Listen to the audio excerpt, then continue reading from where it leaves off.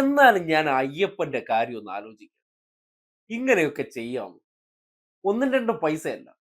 സംഘികളും കൊങ്ങികളും ഈ നാട്ടിലെ മുഴുവൻ പിണറായി വിരുദ്ധരെല്ലാം ചേർന്ന് നേരെ ശബരിമലയിലേക്ക് പോയിട്ട്, അയ്യപ്പ നിങ്ങളുടെ ആചാരം തകർത്തവനാണേ, യവന് ഈ വർഷമെങ്കിലും ഏറ്റവും കൂടുതൽ ശിക്ഷ കൊടുത്ത് ഞങ്ങളെ സഹായിക്കണേ, അനുഗ്രഹിക്കണേ എന്ന് പ്രാർത്ഥിച്ചുകൊണ്ടിരുന്ന ടീംസാണ്.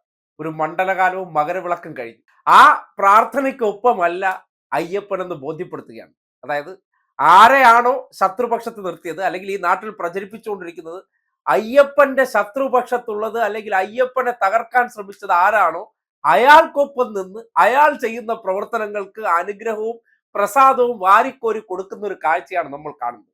അയ്യപ്പൻ ആർക്കൊപ്പമാണ്? ഈ നാട്ടിലെ സംഘപരിവാറുകാർ പറയുന്നത് അയ്യപ്പ അവരതാണ്, അവരാണ് അയ്യപ്പന്റെ ഏറ്റവും അടുത്ത് നിൽക്കുന്ന ആൾക്കാരെന്ന് പറയപ്പെടുന്നുണ്ട്. ഞങ്ങളുമായി ചേർന്ന സംഘികൾക്ക് കൂടുതൽ ആക്സസ് ഉണ്ട്. ഈ ജാതി വെച്ച് തിരിച്ചു നോക്കുമ്പോൾ കോരന്റെ മകൻ പിണറായി എന്ന് പറയുന്നത് ഈ ചാതുർവർണ്ണത്തി വെച്ച് നോക്കുമ്പോൾ അയ്യപ്പന്റെ പൊക്കിൾക്കൊടിയിൽ നിന്നും വന്ന ആളല്ലല്ലോ, അങ്ങ് താഴേക്കിടയിലുള്ള ആളാണ്.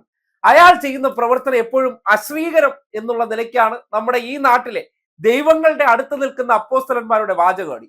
പക്ഷെ ഒരു കാര്യം നോക്കിയേ, പിണറായി വിജയൻ ചെയ്ത പ്രവർത്തനങ്ങൾ, കാര്യം അയ്യപ്പന്റെ അവിടുത്തെ വിശ്വാസങ്ങൾ തകർത്ത, ആചാരങ്ങൾ ലംഘിച്ച വ്യക്തിയാണ്.